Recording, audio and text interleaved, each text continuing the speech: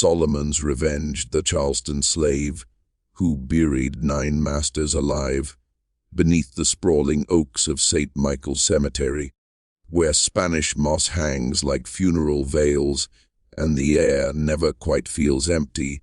9 graves rest in unnatural silence. Charleston learned long ago not to speak of them. The headstones are polished, respectable, carved with names that once ruled plantations and dining halls, men whose wealth shaped the city's pride.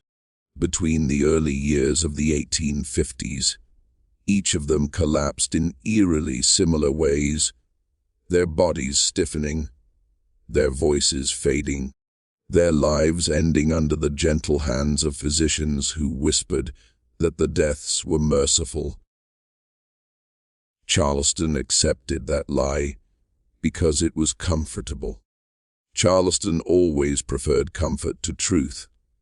Decades later, when renovation disturbed the soil and cracked open what should have remained sealed, the dead finally spoke. Coffin lids were lifted, and the wood inside told a story no sermon could cleanse. Grooves clawed deep into the grain, fingernails shattered, bodies twisted as though the earth itself had betrayed them. Panic had lived there. Terror had screamed into the dark. Officials moved quickly, burying records as carefully as the bodies had once been buried. But one thing could not be erased. A journal, wrapped in leather and rage, hidden beneath an ancient magnolia, written in a hand both calm and burning. The name inside was Solomon Fairfax. This story belongs to Gospel of the Haunted, where buried voices refuse to stay silent. The first words Solomon wrote did not tremble. They did not beg. They stated a truth so naked it scorched the page. He wrote that he had watched his wife and children burn, and that he had been powerless to stop it. That sentence was not grief alone. It was the birth of something colder, something patient. Charleston at that time shimmered with wealth and decay in equal measure. White columns reflected sunlight, while shadows gathered beneath them. Illness crept through drawing rooms like a polite guest, arriving without invitation. Strange weakness, sudden paralysis. The rich feared decay more than death, and they paid handsomely to avoid both. Their faith rested in medicine, and medicine rested in the hands of men like Dr. Cornelius Hathaway. Hathaway's practice thrived not only because of his polished manners or fashionable theories, but because of Solomon. Purchased for his mind, not his muscles, Solomon carried generations of knowledge in his blood. He knew roots that quieted pain, leaves that slowed the heart, powders that soothed muscles into obedient stillness. His presence was calm, almost holy. Patients trusted him instinctively. They smiled at him. They never wondered what he remembered. Before the city, before the brick walls and clean linens, Solomon had known another life. On a plantation miles away, he had been a husband and a father. His hands, once used to heal fevered children, had held his own sons as they slept. His wife Celia had laughed softly at night, careful not to wake the quarters. For a time, even captivity had routines that resembled peace. That illusion ended when debt spoke louder than humanity. His family was sold like broken furniture, scattered without mercy. Solomon begged, he reasoned. He offered his future, his labor, his very body. The answer was no, always no. The morning his family was taken, the sky sagged low and heavy. Rain threatened but did not fall, as if even the heavens refused to grant relief. What followed was never recorded in official documents, but Solomon wrote it later with terrifying clarity. Fire, screams, the smell of flesh and wood collapsing into one. He survived because he was ordered to. Survival, he learned, could be a punishment. From that day, Solomon's hands remained steady, but something inside him hardened. He returned to his duties with precision. He listened. He learned. He observed how fear crept into the eyes of powerful men when their bodies betrayed them. He understood that knowledge, like poison, required patience. The treatments began gently, a tonic to calm the nerves, a draught to ease pain. Then something more. Muscles stiffened, breath slowed, consciousness lingered. The victims could hear, they could think, they could not move. Solomon made certain of that. He wanted them awake when the coffin closed. He wanted them to feel the earth press down, inch by inch, just as helpless as he had once been. Each burial was conducted with dignity. Clergy prayed. Families wept, doctors nodded solemnly, and beneath the soil men scratched until hope tore itself apart. The journal never gloated, it documented dates, names, reactions. Solomon did not call it revenge. He called it balance. He wrote that the earth remembers everything, and sometimes it demands witnesses. When the final man was buried, Solomon stopped writing. No confession followed. No escape. Some say he vanished. Others claim he returned to the soil willingly, lying beneath the magnolia where his words would sleep until disturbed. Charleston moved on, as cities do, but the ground never forgot. Even now, visitors swear the air grows heavier near those graves, that the trees creak without wind, that if you listen closely, you can hear faint scratching beneath your feet, not begging for release, but reminding the living that some debts are never forgiven. And Solomon Fairfax still waits, not as a ghost, but as a truth buried too deep to silence. Solomon spent that final night pressed against the fragile warmth of his family, inside a cabin too small to contain what he knew was coming. He memorized everything with desperate precision. The curve of Celia's cheek as she breathed in sleep, the uneven rhythm of the boys' chests rising and falling, the faint scent of earth and smoke tangled in their hair. Dawn waited outside like a verdict already decided, and Solomon understood that once the sun rose, nothing he loved would ever exist in the same shape again. Celia did not cry. She had been his wife for many years, and in that time she had learned that tears often pleased cruel men more than silence. Instead, she focused on the children, smoothing fear into calm where she could, whispering reassurances she herself did not believe. Marcus, already old enough to sense the lies adults told to survive, watched everything with sharp, questioning eyes.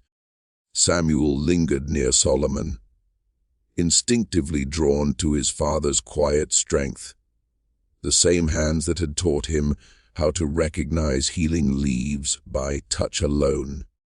Little Grace clung to her mother, her small fingers digging in, as if instinct alone understood that separation was a kind of death. When the traders arrived, the air itself seemed to recoil. Iron clinked. Voices barked orders stripped of mercy. Solomon's body moved as commanded, but his mind fractured as he watched his family pushed toward the wagon with others, whose faces carried the same stunned terror. Promises filled the air, whispered through sobs, vows that one day they would find each other again. even as the words were spoken. Everyone knew they were meant only to soften a pain too large to survive unfiltered. The road to Charleston became a corridor of horror. Rain had soaked the earth into a treacherous mire, and halfway through the journey the wagon lurched violently. In that sudden chaos, Celia fell. Her body struck stone with a sound that never stopped echoing in Solomon's head. Blood spilled fast and dark against the mud. Solomon screamed, pulling against chains that tore into his wrists, begging with a healer's certainty that she could be saved if they only stopped. The men did not even look at her for long, a brief exchange, a shrug, a decision delivered without ceremony. She was declared useless, broken cargo, left behind as the wagon creaked forward, abandoning her to bleed into the road like discarded refuse. Solomon's voice tore itself apart as they dragged him onward. Others restrained him, not out of cruelty, but terror, knowing defiance would only multiply suffering. The sound of the wheels moving away from Celia's body carved something permanent into Solomon's soul. It was the sound of mercy dying. At the slave market, the nightmare sharpened into something unbearable.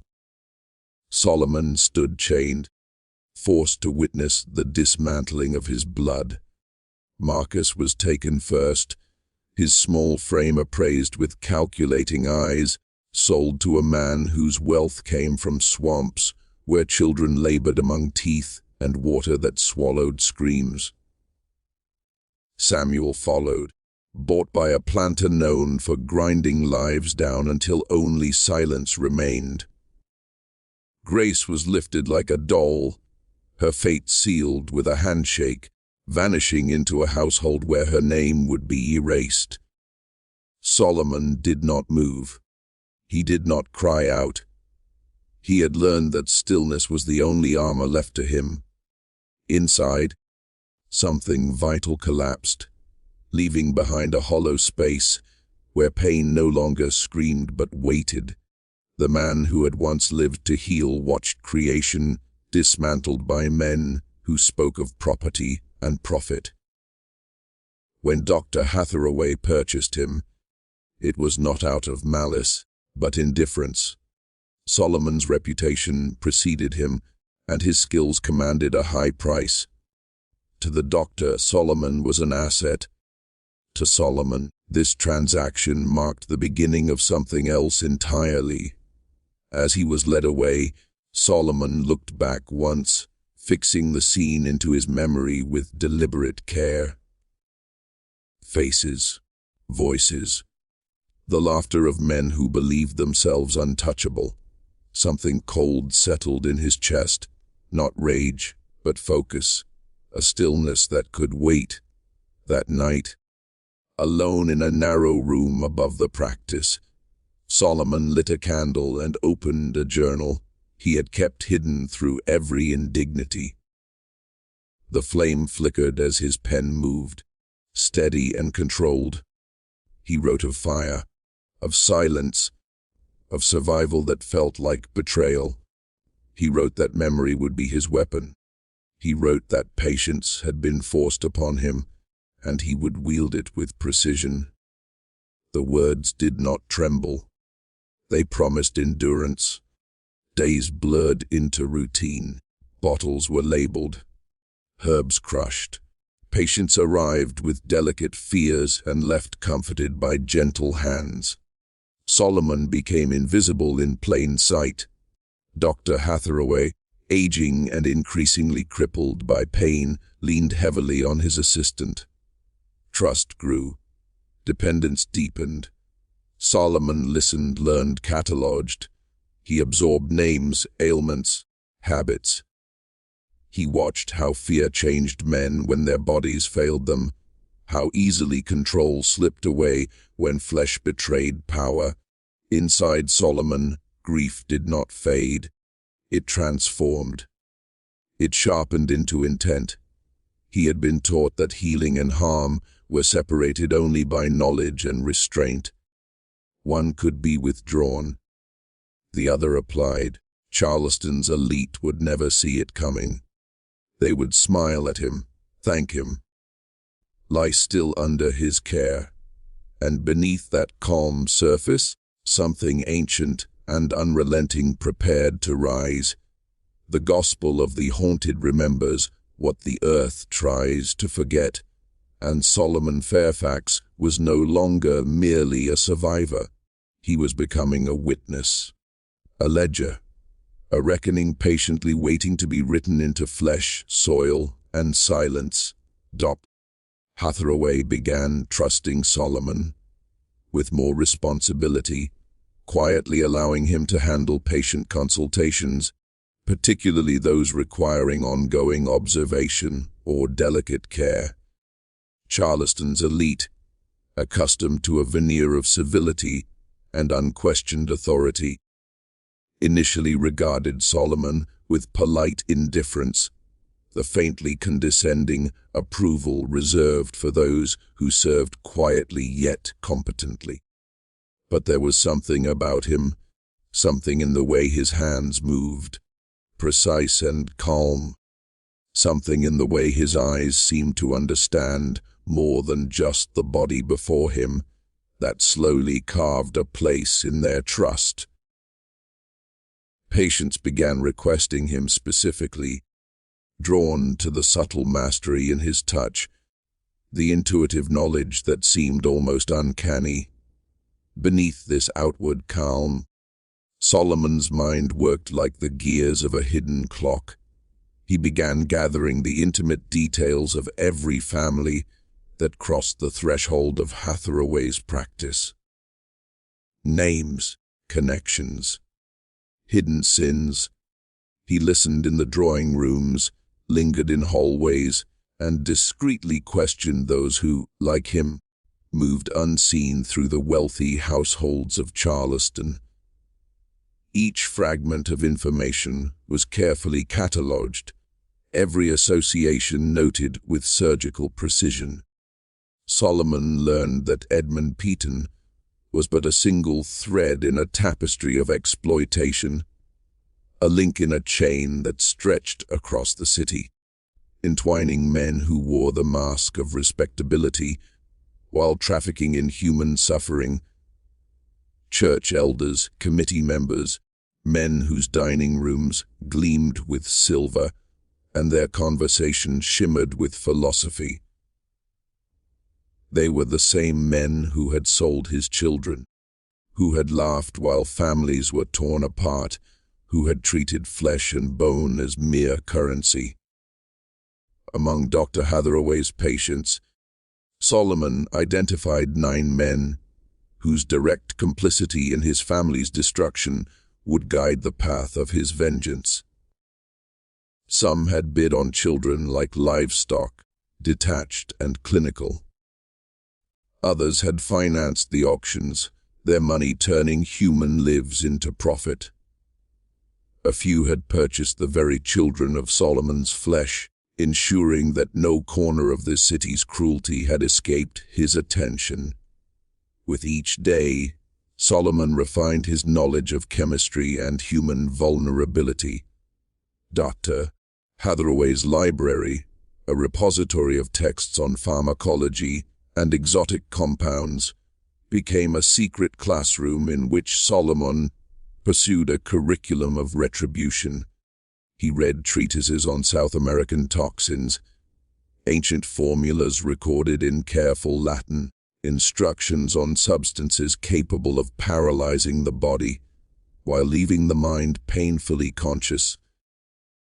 Among these discoveries was a vine, delicate yet deadly, a gift of nature from the Amazon basin that could be cultivated locally.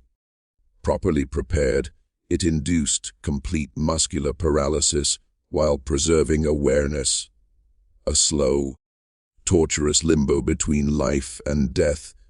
Months were spent in painstaking study. Solomon cultivated the vine under the unsuspecting eye of Professor Nathaniel Crenshaw, a botanist who adored exotic plants and shared his passion freely, never suspecting the darkness in Solomon's purpose. Laboratory mice became silent tutors, their small forms teaching the exact dosage required to create the perfect balance, not too little to fail, not too much to kill outright. Each calculation, each experiment, brought Solomon closer to mastery, a cruel alchemy learned with patience and precision. Yet the chemical knowledge alone was not enough.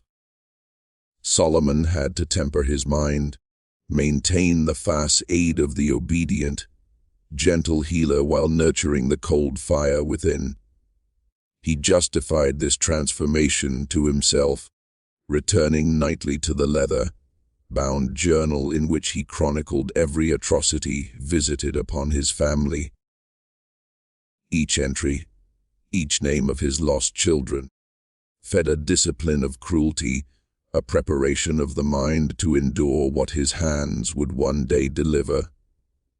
As winter approached, Solomon selected his first target with methodical care, Colonel Reginald Fitzpatrick, a rice planter whose laughter had echoed over the auction blocks where Solomon's children were sold. Fitzpatrick suffered from chronic gout, attending Dr. Hathaway's practice regularly, arriving alone and unguarded. He visited monthly, seeking the relief only Solomon's hands could provide. Perfect. The first thread to pull, the first justice to be delivered, and yet Solomon waited. Patience was a weapon as precise as any toxin, and he understood that haste would undo everything. Each movement, each consultation, became part of the long prelude. In his journal, he wrote with meticulous attention, detailing each man's schedule, habits, weaknesses, and involvement in the system of human commerce that had destroyed his life. On the surface, the notes resembled the observations of a devoted physician. Beneath the words, however, they mapped the mechanics of terror and retribution. He remained calm, a healer tending the bodies of those who had desecrated life. The paradox nourished him, to give relief while planning torment, to touch flesh gently while plotting to awaken horror in the very hearts of men who had once been untouchable. Every day he learned. Every day he waited. Every day, the 9 men moved unknowingly closer to the invisible web Solomon had woven around them. The people of Charleston went about their lives, oblivious to the quiet presence of a man who memorized names and faces with unblinking precision. They praised his skill, thanked him for care, and left, unaware that beneath the courteous exterior of Solomon Fairfax, a reckoning was taking root. A reckoning as inevitable as the sun rising over the river, as inexorable as time itself. The gospel of the haunted remembers these things. It whispers of patience that becomes vengeance, of hands that heal while eyes record. Solomon was no longer simply a survivor of cruelty. He had become the quiet architect of retribution, a mind honed to the smallest detail, a force gathering in stillness, each patient, each appointment, each smile from a man who had traded children for coin, brought him closer to the culmination of his design. And in the shadows, in the hushed corners of Charleston's finest houses, the seeds of horror grew silently, patiently, awaiting the day when they would blossom into a terror that would etch itself into the very soil of the city.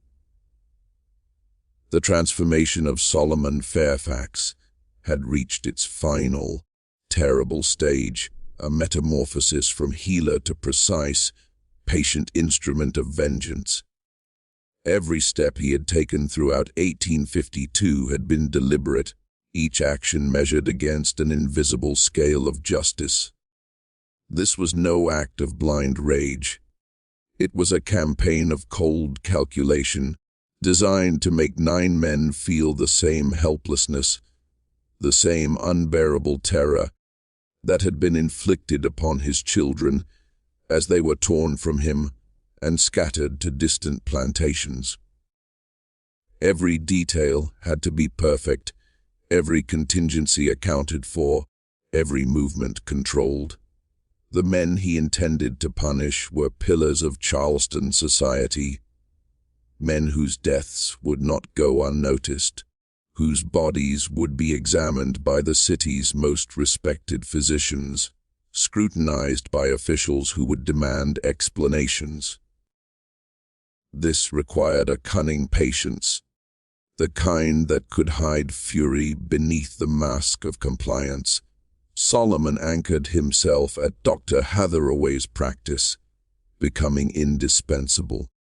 He arrived before the doctor each morning, preparing instruments, organizing supplies, demonstrating diligence so meticulous that Hathaway gradually ceded authority to him over certain patients. This trust was crucial. It allowed Solomon to act independently, to manipulate situations without oversight, to transform his knowledge into instruments of terror. Under the guise of routine care, the compound itself was a work of obsession. Hidden in a shed behind the practice, Solomon cultivated the exotic vine that would become the instrument of his vengeance. He experimented cautiously, extracting toxins with painstaking precision. Each accidental exposure left him temporarily numb, a chilling preview of what awaited his first victims. In its final form, the potion was perfect, colorless, odorless, invisible within ordinary medicinal solutions. Administered correctly, it would work slowly, at first causing weakness and disorientation that could be blamed on pre-existing ailments. Then came total paralysis. Every muscle locked, yet the mind remained awake, trapped inside a body that could no longer move, see, or speak freely. Breathing and pulse became nearly imperceptible, a death-like stillness that would fool all but the most discerning observer. Solomon's first target was Colonel Reginald Fitzpatrick, chosen for precision and personal significance. Fitzpatrick had been present at the auction where Solomon's children were sold. He had laughed at the fate of the young boys and girl, treating human lives as if they were livestock. He came monthly to Dr. Hathaway for gout treatments, arriving alone and unchallenged. The colonel's chronic heart condition provided the perfect cover. If he suddenly collapsed, death would be chalked up to natural causes. The plan was meticulous, the timing exact. On a cold December morning in 1852, Fitzpatrick arrived, complaining of intensified pain. Dr. Hathaway, attending to another patient, instructed Solomon to prepare the usual treatment. It was the moment he had been waiting for. With hands steady as ever, he added the precise drops of the paralytic compound to the mixture. Years of skill, years of practice, served him now not to save life, but to command it. Fitzpatrick drank the concoction, unsuspecting, trusting, completely unaware of the fate that awaited him. The first symptoms appeared almost imperceptibly: weakness, subtle disorientation, the colonel attributing it to his ailment. Solomon sat beside him, speaking in the familiar, soothing tone he had used for months. But these words were different now, laced with truth and accusation. "Colonel Fitzpatrick, He began softly, voice calm yet carrying a weight that made every word tremble with inevitability. "My name is Solomon Fairfax. You destroyed my family at the auction on March 14th, 1851. You laughed as my children were sold. You joked about their worth. Do you remember that day?"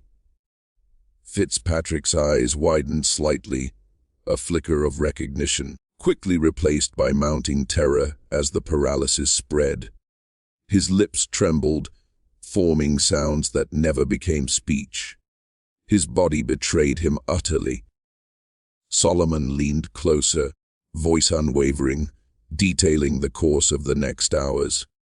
"You are not dead yet. Your body is completely frozen, but your mind is awake. You can hear me. You can feel every word. Soon, Dr. Hathaway will examine you and pronounce you dead from heart failure. Your body will be prepared, and tomorrow, buried in St. Michael's Cemetery. But the true end, the true reckoning, will come hours after the dirt is shoveled onto your coffin. You will feel everything. Every grain of soil, every moment of darkness, awake, alone, helpless." He maintained the same calm, measured demeanor he had always shown to patients, but inside, a storm of calculated rage surged. The toxin had locked Fitzpatrick's body into a prison of his own flesh, a living tomb engineered by the very hands that once healed. Every heartbeat, every breath, every futile twitch of muscle became a witness to the price of cruelty, a testament to Solomon's mastery of patience, precision, and revenge. This was not merely punishment. It was symbolic justice, a deliberate mirror of the suffering that had been inflicted upon his children, amplified and refined, delivered in perfect, horrifying clarity. Solomon would repeat this method with each of the 9 men he had identified, carefully manipulating trust, observing routines, exploiting weaknesses, and applying his unparalleled knowledge of chemistry and human physiology. In the quiet corners of Charleston, beneath the polished floors of elegant houses, and within the walls of white, columned mansions, Solomon Fairfax moved unseen, invisible and indispensable, cultivating both plants and terror, preparing the city's elite for an experience they could neither escape nor comprehend. The seeds of horror he planted would bloom slowly, inevitably in the shadows of polite society, ensuring that those who had built wealth and comfort on the suffering of others would come to understand helplessness in the most intimate, unyielding way imaginable. And as the sun set over the rooftops and cobblestone streets, Charleston remained unaware of the terror silently assembling within its heart. Solomon's patience, his intelligence, and his inexorable drive ensured that every step, every breath, every human heartbeat could be observed, manipulated, and ultimately judged. The gospel of the haunted remembers these shadows, and Solomon Fairfax was no longer merely a man. He had become a meticulous arbiter of suffering, a silent hand delivering justice, a living testament to the darkness that waits patiently beneath the surface of even the most civilized societies.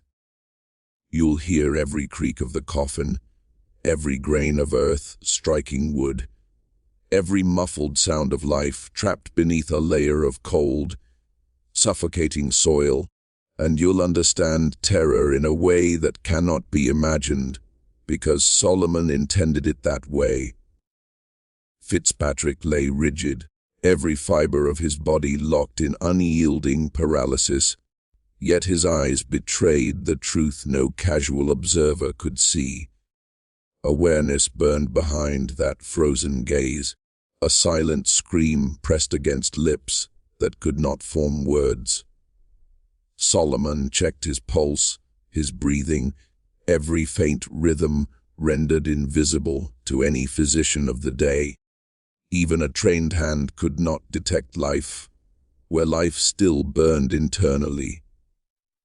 When Dr. Hathaway entered the room minutes later, he found Solomon standing solemnly beside what appeared to be a lifeless form. "I'm afraid the colonel has passed, Doctor," Solomon said quietly, his voice carrying the calm authority of a healer. "His heart gave out while I was preparing his treatment. He seemed very peaceful." Dr. Hathaway's examination confirmed the story. The body showed no sign of life, and the known heart condition explained the sudden collapse. Within the hour, Fitzpatrick's body was transported back to his mansion, and preparations began for a funeral befitting Charleston's elite. Solomon attended, standing quietly in the section reserved for slaves, as the coffin descended into the earth. With the first shovelfuls of soil, he wondered, was Fitzpatrick still aware? Did he feel the weight of each scoop, each particle pressing down upon him? The thought did not satisfy, it did not inflame. It was a cold, clinical sense of justice finally realized. That evening, the second entry in Solomon's journal was written with meticulous care. "Colonel Fitzpatrick has paid for his crimes. 8 remain. Justice is patient, but inexorable." In the months that followed, Solomon watched from the shadows, waiting to see if his work had aroused suspicion. Charleston's social circles murmured with condolences and polite remembrance of Fitzpatrick's contributions. Yet no one questioned the circumstances of his death.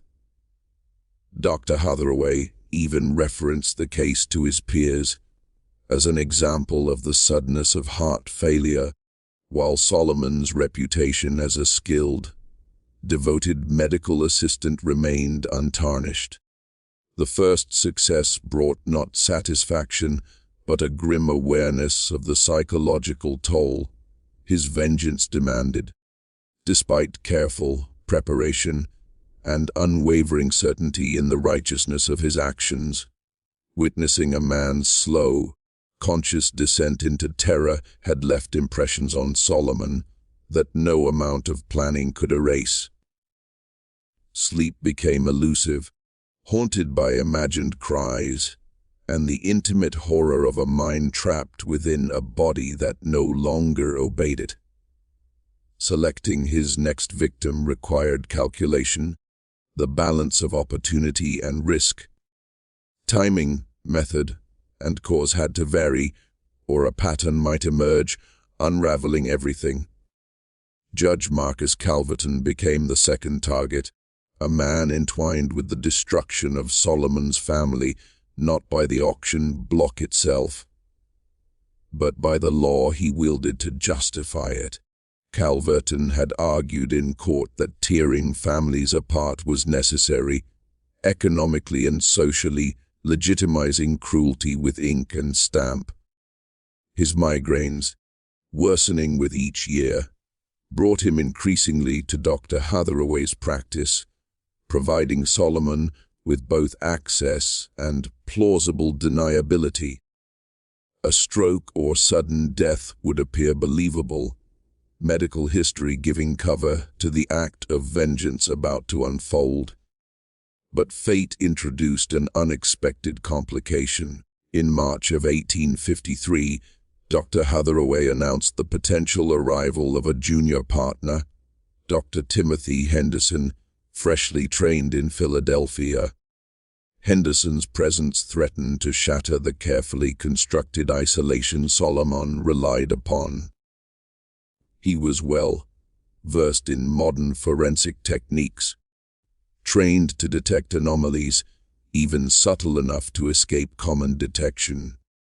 Solomon realized the window for measured, spaced vengeance was closing. He would have to compress the timeline, complete the cycle before Henderson's scrutiny made further action impossible. This acceleration demanded risk, precision, and the acceptance that conditions might be less than ideal. The pressure of this hastened plan led to Solomon's first fatal mistake. Preparing for Calverton's treatment in April, a small miscalculation in dosage accelerated the effect of the paralytic.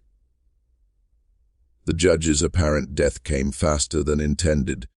Muscle rigidity became almost grotesque in its extremity, and Dr. Hathaway, examining the body, could not suppress a whispered observation. Strange, the rigidity, it seems, more pronounced than usual for a stroke. And look at his eyes. There is something almost desperate there. Solomon's pulse quickened, though outwardly his composure remained unshaken. The careful mask of the healer did not falter, yet beneath it, he noted the subtle terror still flickering in the eyes of a man who appeared dead. A prisoner within his own flesh, Calverton's consciousness remained alive, aware, a silent witness to the first hours of what would become his burial. Solomon had crossed another line, the tension between perfection and imperfection tightening like a noose around the plan he had cultivated for years. Every observation, every decision, now bore the weight of accelerated risk, and still, Solomon's resolve remained absolute. The first man buried alive had confirmed that the method worked, that terror could be exacted with surgical precision, that the world of Charleston's elite could remain blind to horror hidden in plain sight. The second, despite the misstep, would endure the same meticulous punishment, even as Solomon adapted to the shrinking window of opportunity, calculating faster, moving more quietly, trusting only in the poison, in the patience, and in the inevitability of his justice. In the hushed chambers of Charleston, in the elegant parlors and grand libraries, the seeds of fear continued to grow, invisible yet potent, nurtured by the patient hand of a man who had once healed, now transformed into an arbiter of suffering. Each heartbeat, each breath, each shadowed glance from unsuspecting citizens brought him closer to the completion of a reckoning that would etch itself into the soil, the air, and the collective memory of the city. Solomon Fairfax was no longer merely a survivor. He was a presence in the dark, a methodical force of retribution. And every man who had profited from the destruction of his family would soon feel, in the deepest recesses of consciousness, the weight of his carefully measured vengeance. Dr. Hathaway lingered over Judge Calverton's body far longer than he had with Colonel Fitzpatrick, his hands moving with deliberate thoroughness, his brow furrowed in professional concentration. For several torturous minutes, Solomon felt the cold grip of panic tighten around his chest, as though every careful calculation, every painstaking preparation might unravel before his eyes.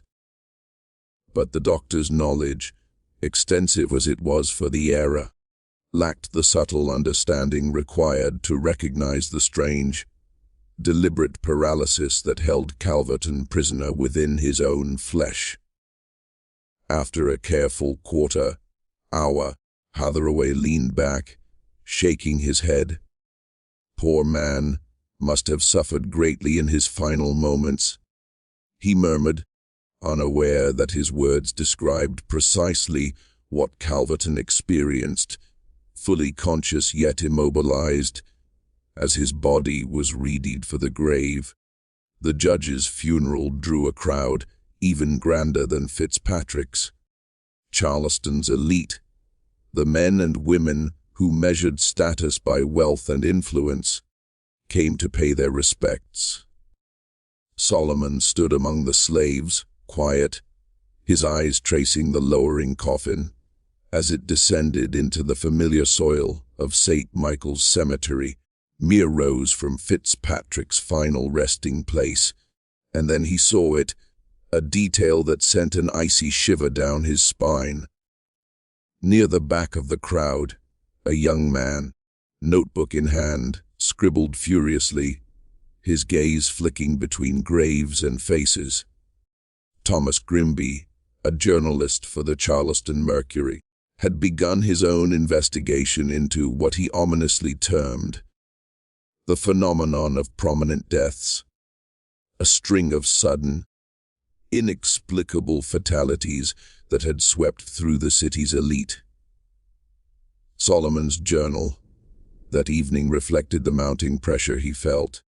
Judge Calverton has joined Colonel Fitzpatrick in receiving true justice, he wrote, careful and deliberate. But I sense eyes observing, questions forming. Patterns are emerging. I must move faster. Risks increase, but time slips through my grasp. The acceleration meant that his next victim, chosen with deliberate calculation, would meet fate within weeks rather than months. Captain William Dandridge, a ship owner who had profited handsomely from the transshipment of human lives, became the third target. Unlike the previous men, Dandridge was vigorous, physically resilient, seeking medical care only for minor injuries sustained at sea. Opportunity would not arrive naturally. It would need to be created. Solomon relied on the whispers and networks of Charleston's enslaved community, the silent intelligence flowing from kitchen to kitchen, from servant to servant. It was through this shadowed web that he learned of a dinner party planned for May 20th, 1853, a gathering of the city's shipping magnates. The dinner offered Solomon the perfect window. Martha, an elderly housekeeper overseeing the kitchen, welcomed his assistants, unaware that every gesture of service would bring him closer to his goal. The mansion gleamed under gaslight, silver reflecting crystal, the air thick with the mingled aromas of roasted meats and spiced wines. Charleston's maritime elite, men whose wealth was built on rivers of human suffering, congregated to discuss routes, profits, and logistics, their voices dripping with the casual cruelty that underpinned the city's prosperity. Solomon moved among them like a shadow, pouring wine, clearing plates, eavesdropping, learning, all while unseen, unheard, unremarkable. Captain Dandridge presided at the table, robust and weathered, his hands showing the scars and calluses of decades at sea. He spoke confidently, recounting voyages and sails, treating the transport of human cargo with the same detached efficiency as the movement of cotton bales. Solomon noted every detail, every opportunity, every nuance of the man's habits, and the trust he placed in those around him. Every laugh, every boast, every casual dismissal of life as property became part of the careful architecture of the coming night. And all the while, Thomas Grimby's presence loomed as an unseen threat. The journalist, persistent and inquisitive, had begun to link deaths, to mark graves, to document anomalies. Solomon understood that his timeline had grown perilously short. Acceleration was no longer a choice, but a necessity. Each moment he delayed allowed patterns to be discerned, investigations to begin. Every interaction, every calculated step, became fraught with risk. Yet Solomon's mind, honed by years of preparation, never faltered. The dinner party, so carefully orchestrated, was both stage and laboratory, a chance to eliminate Dandridge while observing potential future targets, to gather information and execute vengeance simultaneously. In this dance of shadows and light, of life and death, Solomon moved with purpose. The room, filled with laughter and the clink of glasses, hid the meticulous plotting of a man who had once healed, now exacting a retribution that was precise, measured, and inescapable. The wealth, the power, the veneer of civilization, all were meaningless beneath the weight of the silent, patient fury that guided Solomon's hand. Each step he took, each observation he made, pulled him closer to the inevitable act of justice, and the city itself remained blissfully unaware of the horror moving quietly through its grandest houses. Solomon Fairfax had become more than a man. He was a shadow in the halls of power, a force of judgment cloaked in invisibility. Each heartbeat around him, each gesture of arrogance, each unknowing smile, was catalogued, studied, measured, and as the night deepened, the air thick with the scent of roasted meats and polished wood, the seeds of terror germinated silently, patiently, waiting for the moment they would bloom into a horror that Charleston would never forget. The gospel of the haunted remembers these shadows, and Solomon's reckoning was no longer a promise. It was a presence, imminent and inescapable, waiting to unfold with terrifying precision. The captain's expertise in the transport of human cargo, the meticulous strategies he had honed for controlling enslaved people on long voyages, made him one of the most loathsome figures in Solomon's mind. As the evening unfolded, Solomon catalogued each guest with precision, noting their mannerisms, their casual references to shipments and profits, their indifferent discussions of families torn apart for gain. These men treated human lives as commodities, as expendable as cotton bales or barrels of sugar, and in their detachment Solomon saw the reflection of the pain that had been carved into his own soul. Each conversation, each laugh, each boast became a breadcrumb along the dark path he had chosen. His chance arrived during the serving of the final course, a dessert as ornate as it was delicate. Each plate demanded careful preparation, and Solomon used the opportunity to lace Captain Dandridge's portion, a brandy-soaked cake, with his paralytic compound. Years of testing had taught him exactly how to hide the toxin within food, ensuring rapid absorption while leaving taste and texture unchanged.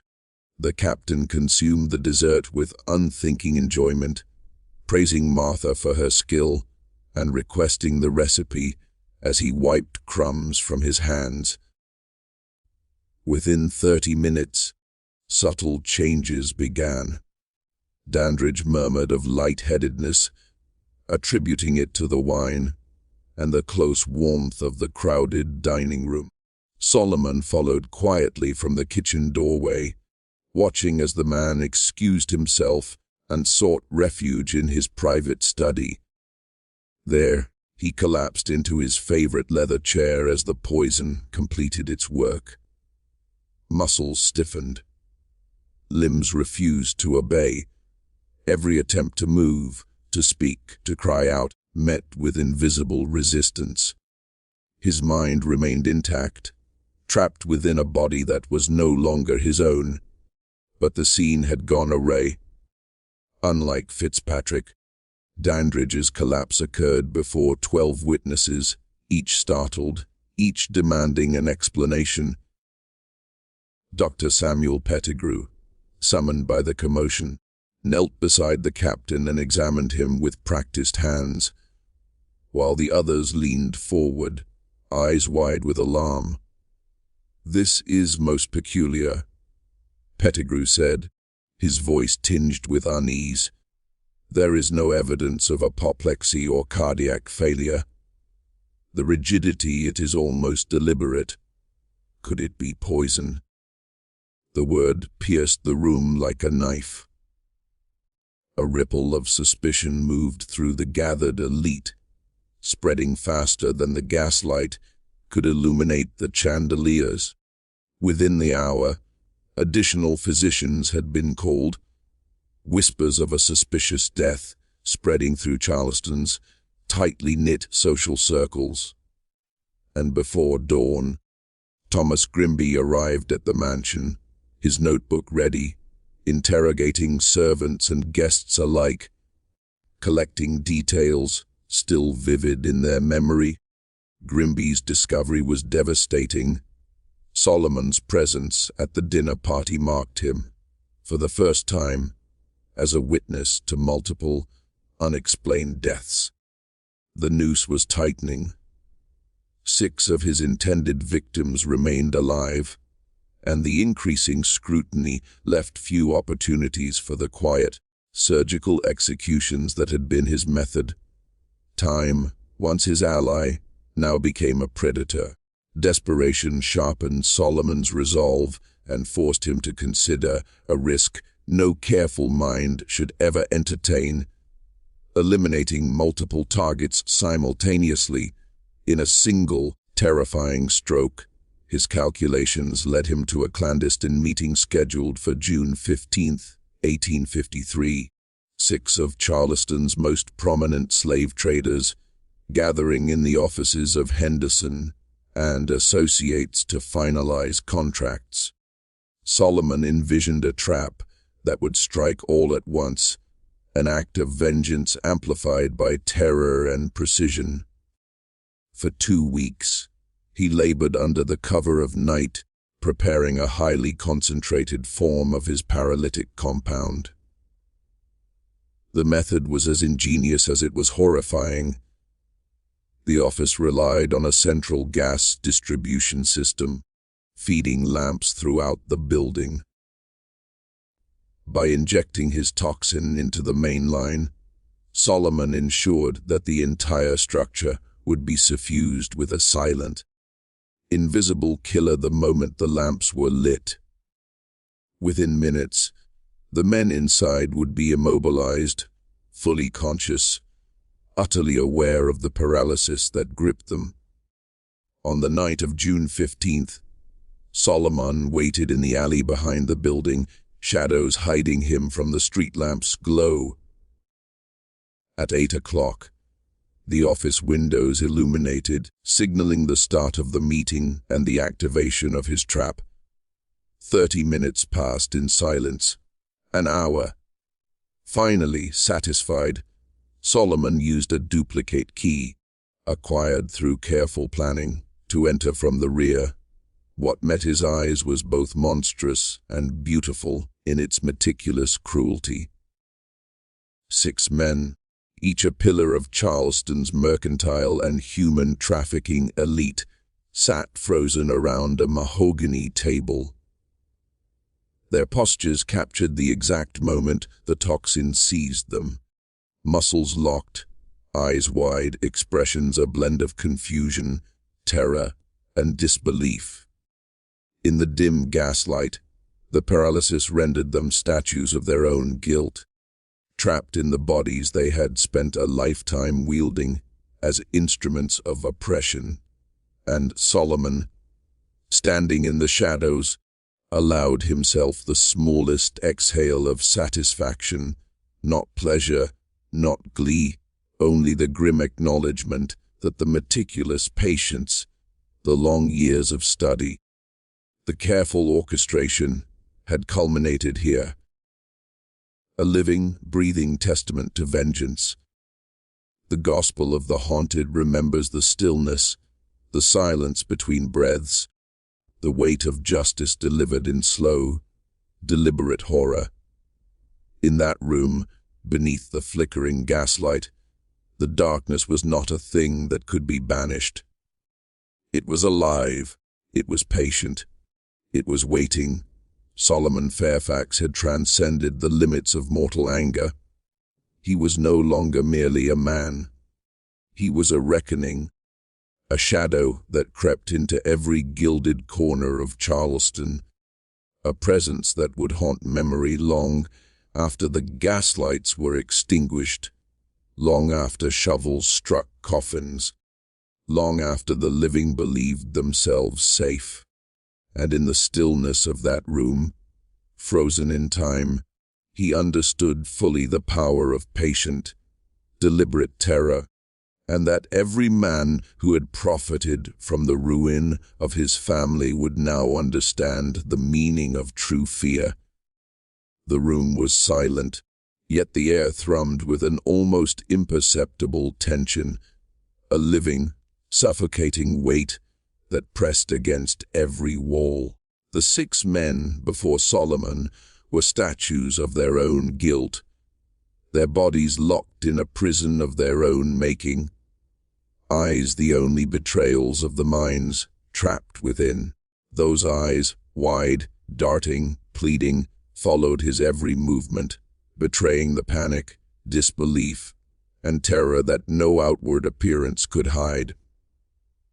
Solomon moved deliberately, each step measured, his calm, professional tone cutting through the stillness like a scalpel. He introduced himself, explained with clinical precision the mechanics of the paralysis, and described how the men would remain conscious through every horrifying moment, every inch of dirt that would soon cover their bodies, every muffled sound of shovels striking wood. He lingered at each table, reading their silent pleas, the subtle flicker of recognition, the dawning realization of their helplessness. A satisfaction unlike any he had imagined filled him, a cold, methodical validation of years spent planning, of every painstaking detail perfected. But before that satisfaction could fully settle, an unexpected sound shattered the fragile dominion of silence. Footsteps light, but deliberate, echoed in the corridor outside. Solomon's chest tightened. His meticulous surveillance had accounted for every variable.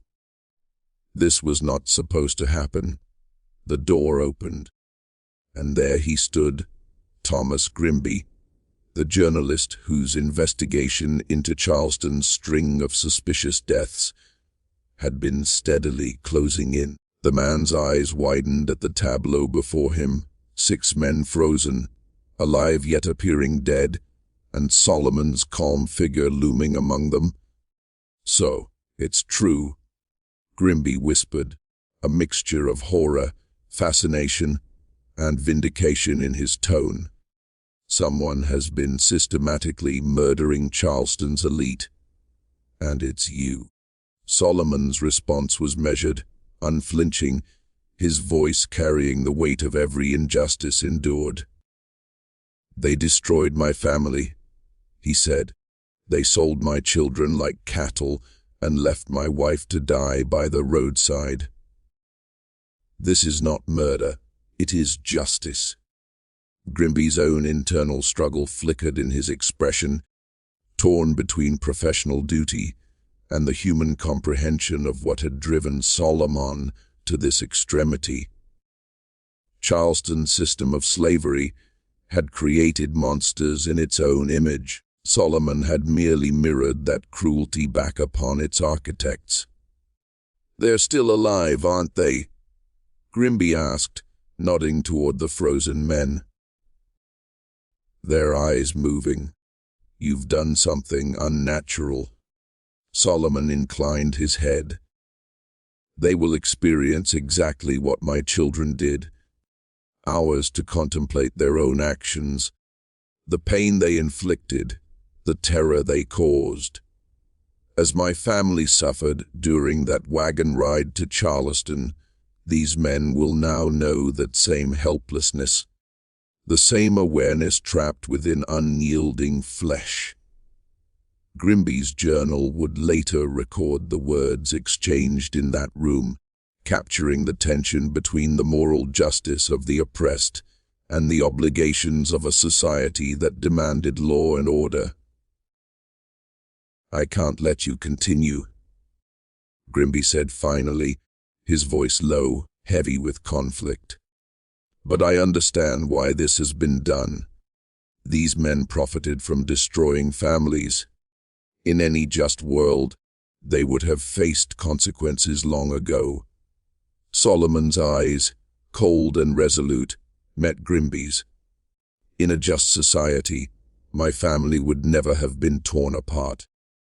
When the law failed to deliver justice, I created it myself, guided by knowledge and patience. I have given them a reckoning measured to fit their crimes." Their tense standoff was broken by voices approaching from outside, the unmistakable sound of investigators drawn to the building. The inevitability of discovery pressed down on them both, a final deadline closing in. Grimby, recognizing the choice, whispered urgently, "There's a back staircase. You could escape. I could delay reporting this, give you a chance to disappear." Solomon shook his head, serene and unwavering. "I am not running. Let them come. Let them see what happens when silence is stretched beyond its limits. Let them witness the truth of what we endure when our lives, our families, our very existence are treated as property." The 6 men's eyes, still the only betrayals of life in their frozen forms, tracked him as he circled the room, calm, meticulous, deliberate. He approached each in turn, speaking as he had with Fitzpatrick, Calverton, Dandridge.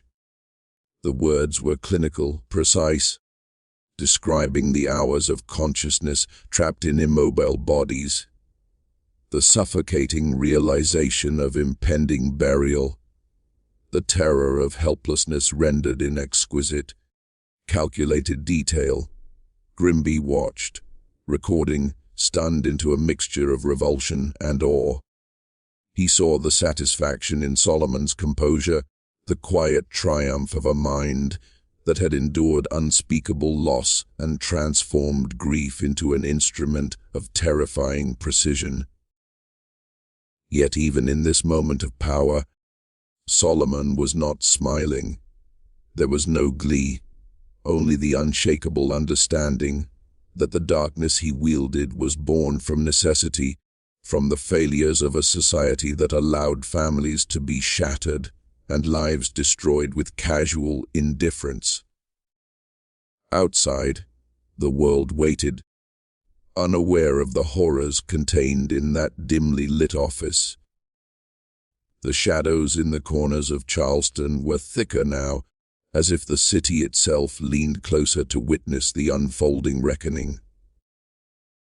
Solomon Fairfax, once healer, now arbiter of suffering, moved among the frozen men, his presence a living testament to deliberate terror, a demonstration that even the most calculated cruelty could be mirrored back with patient, unyielding precision. And in that stillness, amidst the muted light and the suspended horror, the gospel of the haunted remembers, the weight of conscious terror, the unrelenting patience of vengeance, the inevitability of justice wrought by a hand long denied its due. Every glance, every frozen gesture, every unblinking eye told the story Solomon had labored years to craft. In that room, the living understood the power of patience, the inevitability of reckoning, and the absolute truth that some debts, once incurred, are never forgiven. Here, in this suspended moment of horror, the shadows themselves seemed to breathe, waiting alongside Solomon, alongside the witnesses, for the final understanding to settle that the darkness he had become was neither escape nor anomaly, but an echo of the cruelty that had birthed it, patient, precise, and inescapable. The room was silent, yet the air thrummed with an almost imperceptible tension, a living, suffocating weight that pressed against every wall. The 6 men before Solomon were statues of their own guilt, their bodies locked in a prison of their own making, eyes the only betrayals of the minds trapped within. Those eyes, wide, darting, pleading, followed his every movement, betraying the panic, disbelief, and terror that no outward appearance could hide. Solomon moved deliberately, each step measured, his calm, professional tone cutting through the stillness like a scalpel. He introduced himself, explained with clinical precision the mechanics of the paralysis, and described how the men would remain conscious through every horrifying moment, every inch of dirt that would soon cover their bodies, every muffled sound of shovels striking wood. He lingered at each table, reading their silent pleas, the subtle flicker of recognition, the dawning realization of their helplessness. A satisfaction unlike any he had imagined filled him, a cold, methodical validation of years spent planning, of every painstaking detail perfected. But before that satisfaction could fully settle, an unexpected sound shattered the fragile dominion of silence. Footsteps, light but deliberate, echoed in the corridor outside. Solomon's chest tightened. His meticulous surveillance had accounted for every variable. This was not supposed to happen. The door opened, and there he stood, Thomas Grimby, the journalist whose investigation into Charleston's string of suspicious deaths had been steadily closing in. The man's eyes widened at the tableau before him, 6 men frozen, alive yet appearing dead, and Solomon's calm figure looming among them. "So, it's true," Grimby whispered, a mixture of horror, fascination, and vindication in his tone. "Someone has been systematically murdering Charleston's elite, and it's you." Solomon's response was measured, unflinching, his voice carrying the weight of every injustice endured. "They destroyed my family," he said. "They sold my children like cattle and left my wife to die by the roadside. This is not murder, it is justice." Grimby's own internal struggle flickered in his expression, torn between professional duty and the human comprehension of what had driven Solomon to this extremity. Charleston's system of slavery had created monsters in its own image. Solomon had merely mirrored that cruelty back upon its architects. "They're still alive, aren't they?" Grimby asked, nodding toward the frozen men, their eyes moving. "You've done something unnatural."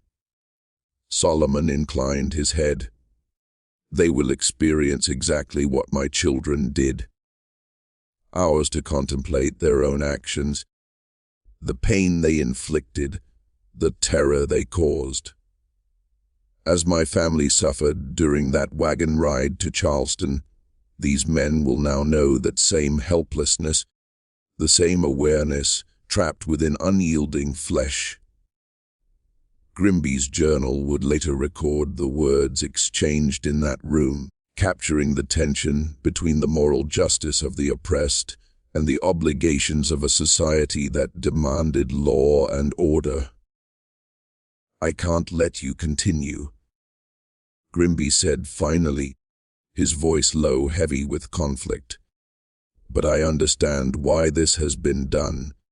These men profited from destroying families. In any just world, they would have faced consequences long ago. Solomon's eyes, cold and resolute, met Grimby's. In a just society, my family would never have been torn apart. When the law failed to deliver justice, I created it myself, guided by knowledge and patience.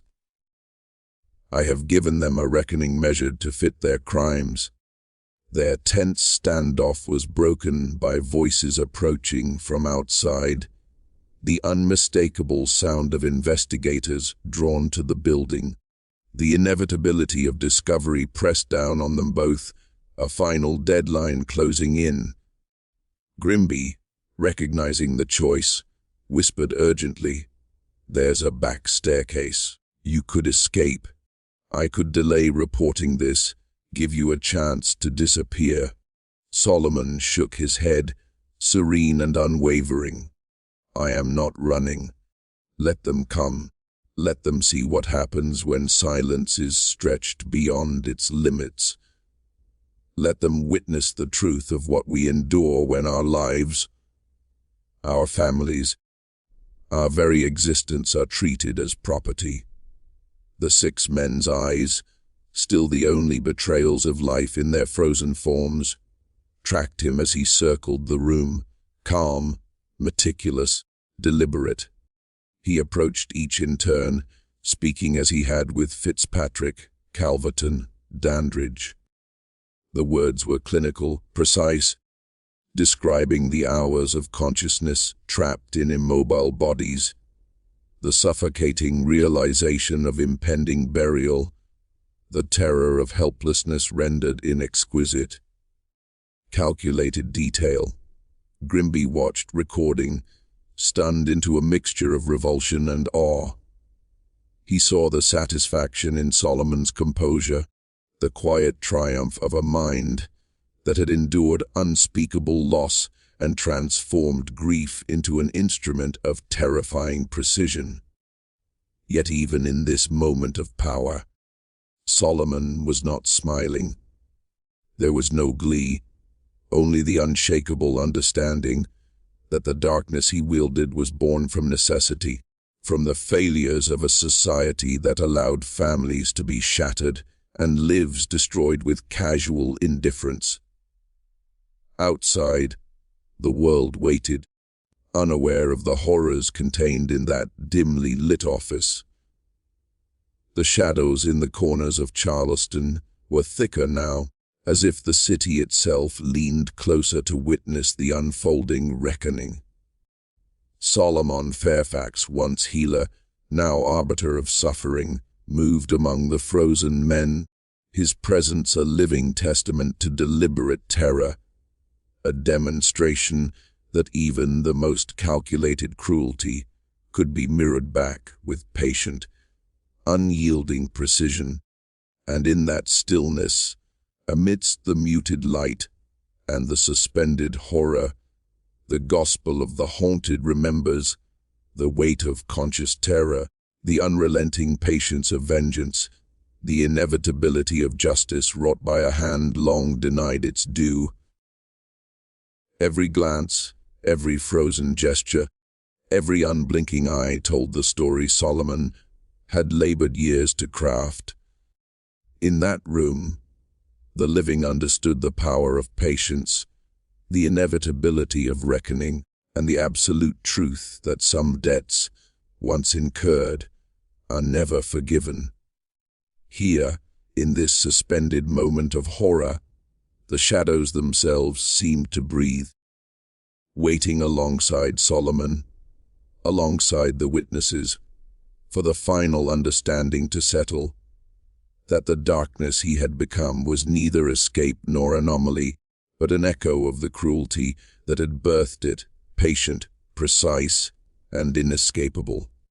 The voices outside grew louder, heavy with urgency, footsteps pounding the grand stairs in rhythm with the beating of Solomon's own heart. In that tense interval, Thomas Grimby made the choice that would haunt him for the rest of his life. He chose the story over the man, the record over compassion, positioning himself in the shadows to witness, to chronicle every moment, every detail that would seal Solomon's fate and preserve the horrors of that night for posterity. When Charleston's constables finally burst into the room, they were confronted by a tableau that defied reason. 6 of the city's most prominent men sat motionless, as if carved from marble, their bodies betrayed only by the subtle flicker in their eyes. At their side, Solomon Fairfax stood, calm, composed, unflinching, offering no flight, no resistance, only the quiet, measured confession that laid bare every calculated step of his plan. Every detail, the paralytic compound, the meticulous dosing, the selection of victims based on their complicity in his family's destruction, the timing, the precision of years, long preparation, all revealed in the same clinical, deliberate tone that had guided him through his campaign of vengeance. The confession, recorded by the chief constable and preserved in Charleston's criminal archives, solved not only the immediate mystery of the evening's deaths, but illuminated the string of unexplained fatalities that had puzzled the city's medical community for nearly 2 years. Charleston's elite, once untouchable behind the veneer of wealth and social standing, were exposed for what they truly were.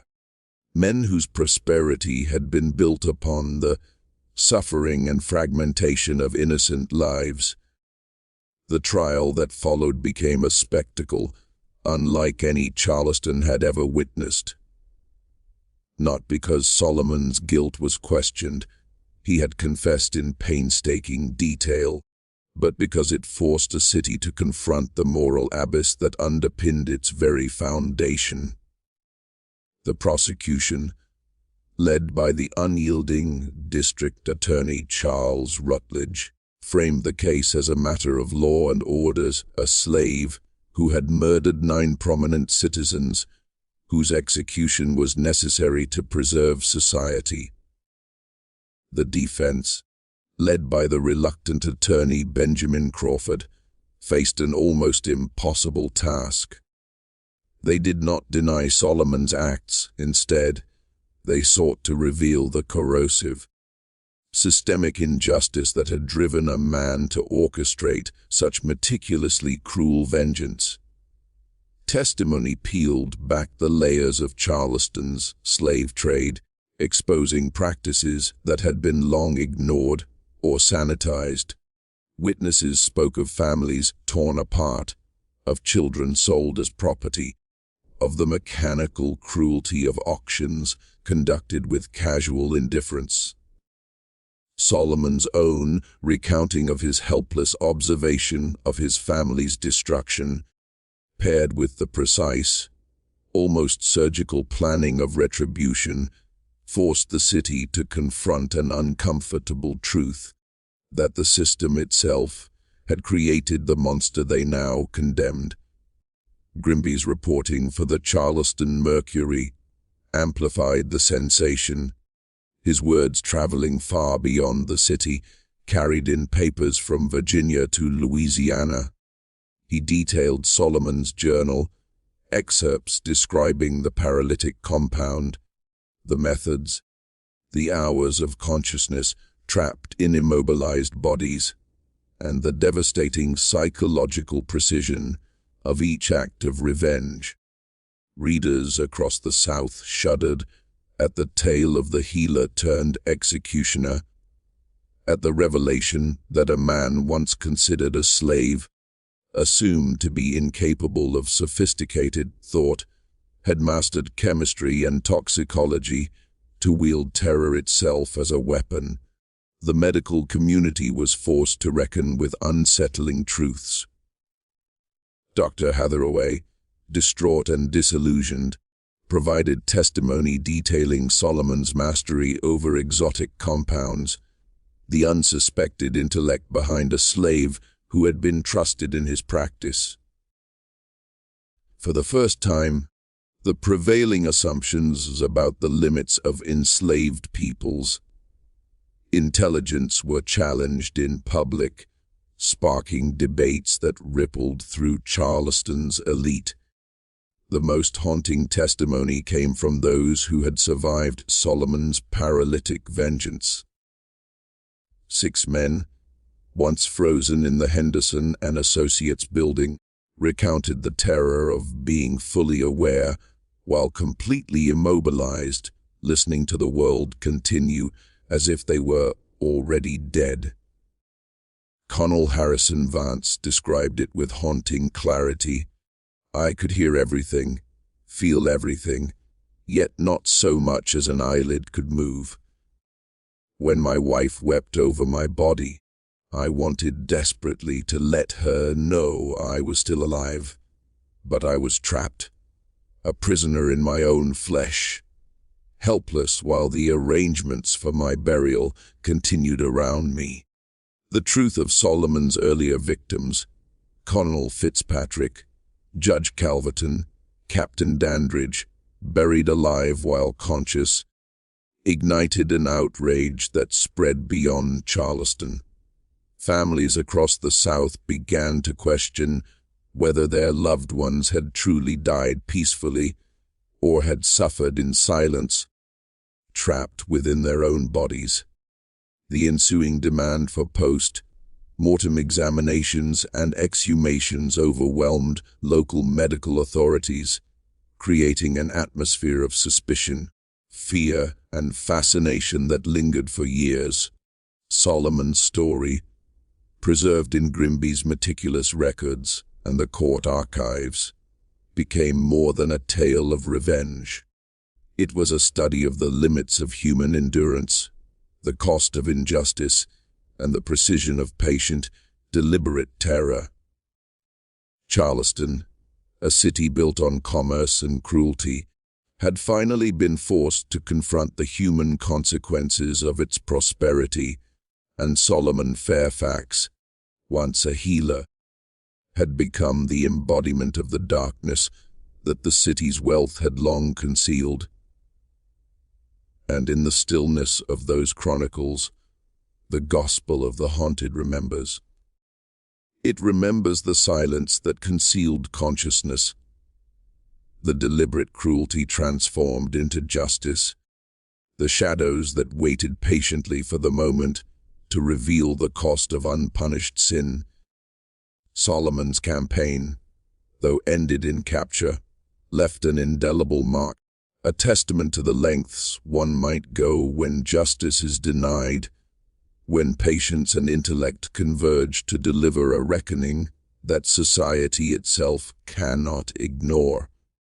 The city would speak of him for decades, haunted not only by his acts, but by the undeniable truth he had exposed. That darkness, patient and precise, always waits beneath the surface, ready to reclaim what has been taken. The courtroom fell into a tense, expectant silence as Solomon Fairfax stood unwavering, his posture as composed as it had been the first day of testimony. There was no tremor in his voice, no quiver of remorse in his tone. If anything, the calm with which he spoke seemed unnatural, as though the very act of articulating his deeds had become another ritual in a long, deliberate plan. He did not seek sympathy. He did not ask for forgiveness. His regret was contained entirely within the limits of failure, that he had been unable to complete the eradication of all 9 men who had stolen his family from him. "I was trained to preserve life and ease suffering," he said, his voice measured, almost clinical. "But this society destroyed my children while calling it legal and proper. Knowledge that heals can also serve justice. I do not ask for mercy, because none was afforded to my wife and children. I ask only that, when you pass judgment upon me, you remember that I am not the architect of the system that made such vengeance necessary." The words hung in the room like smoke, suffocating, undeniable, a quiet yet undeniable echo of horror. The jury, perhaps unnerved by the clarity and cold precision of his statement, deliberated for less than an hour. The verdict was inevitable. Guilty on all counts. Death by hanging. The crowd, silent and constrained by social expectation, had already formed its own judgment long before the gavel fell. Yet the conviction did not resolve the moral tremors the case had sent rippling through Charleston. The questions about justice, slavery, and the humanity that had been systematically denied to men and women who lived in bondage. On October 15th of 1853, Solomon was brought to the gallows. More than 2,000 witnesses gathered, craning necks, whispering nervously, some eager to witness the execution of Charleston's most infamous criminal, others perhaps hoping for some sense of closure or revenge. Solomon mounted the scaffold with the same calm assurance he had shown throughout the trial, his gaze steady, his expression unshaken. Thomas Grimby, ever the meticulous chronicler, recorded his final words, words that would travel through newspapers across the South, spreading both fascination and dread. "I die knowing that 9 men have felt the terror my children knew when they were torn from all they loved. That knowledge makes my death worthwhile. Yet this system, this machinery that breeds desperation and cruelty, will endure. Other families will suffer as mine did. Remember this, even the most patient soul has limits to what it will endure in silence." Solomon's body was interred in an unmarked grave, well beyond the city limits, as law prohibited the burial of executed criminals in consecrated ground. But the story did not end with his death. His journal, a meticulous chronicle of planning, chemical mastery, and vengeance, had been seized as evidence. Grimby, who had been granted access to the text during his coverage, had copied it extensively, preserving the full scope of Solomon's mind and methods before returning the original to the court clerk. Years later, in a gesture both reverent and cautious, Grimby buried the journal beneath a magnolia tree in St. Michael's Cemetery, its roots entwined near the graves of the men Solomon had executed. In his memoirs, Grimby explained his reasoning. He could not allow such calculated revenge to be destroyed, yet he feared the inspiration it might grant to others. The journal was to wait, silent but potent, for generations capable of understanding the terrible calculus of justice that had driven Solomon Fairfax to straddle the line between healer and executioner. In 1923, during renovations at St. Michael's Cemetery, laborers discovered something that confirmed the journalist's accounts with horrifying clarity. The 9 coffins bore scratches, deep, desperate gouges etched into the wood, evidence of hands that had clawed futilely from within. The proof was unmistakable. Solomon's victims had been conscious, trapped in their own coffins, forced to endure the terror he had so meticulously orchestrated. Charleston's city government swiftly classified the discovery as sensitive historical material, sealing records under the pretext of public safety and the potential for racial unrest. Beneath that bureaucratic veil, however, lingered the unspoken truth. The city wished to protect the reputations of the families whose ancestors had profited from the slave trade, whose fortunes had been touched by the hands of Solomon Fairfax. The consequences of his actions reverberated far beyond Charleston. Across the Antebellum South, slaveholders grew wary of educated slaves, particularly those with access to medical knowledge or chemical compounds. Laws were enacted to restrict such education, to limit the dangerous possibility that knowledge could become power, and power could become vengeance. Solomon's campaign of revenge even influenced the field of forensic medicine in the United States. His exotic paralytic compound prompted studies in toxicology and detection, laying groundwork that would serve future investigations long after the ghosts of Charleston's dead had settled. Most profoundly, Solomon's story forced a reckoning with slavery itself. If a man once trusted, trained, and permitted the rudiments of medical knowledge could harbor such calculated rage and execute it with chilling precision, what of the millions of other enslaved people living in silence?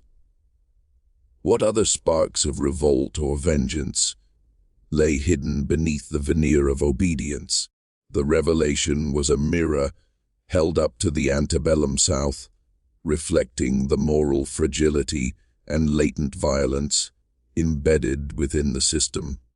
Solomon Fairfax's narrative endures not merely as a story of murder, but as a testament to human endurance, to the consequences of denied justice, to the transformation of grief into methodical, terrifying action.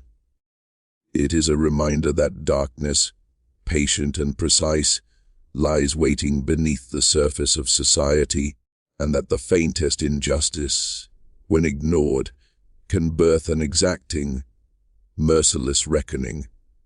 The gospel of the haunted preserves this memory, the careful, calculated hand that delivers vengeance, the suffering inflicted in perfect proportion, the undeniable truth that even in the most constrained and brutal system, the human spirit, wounded, educated, and enraged, can find terrifying ways to assert its own justice. Justice delayed, indeed, may not be denied. It may simply emerge in forms more terrible than the world could ever predict. And so, the story of Solomon Fairfax lingers, echoing through Charleston, through the South, and through history itself, a reminder that even the quietest, most obedient life can conceal a storm, and that beneath the civility of law and custom, patience and darkness wait, inexorable and inevitable.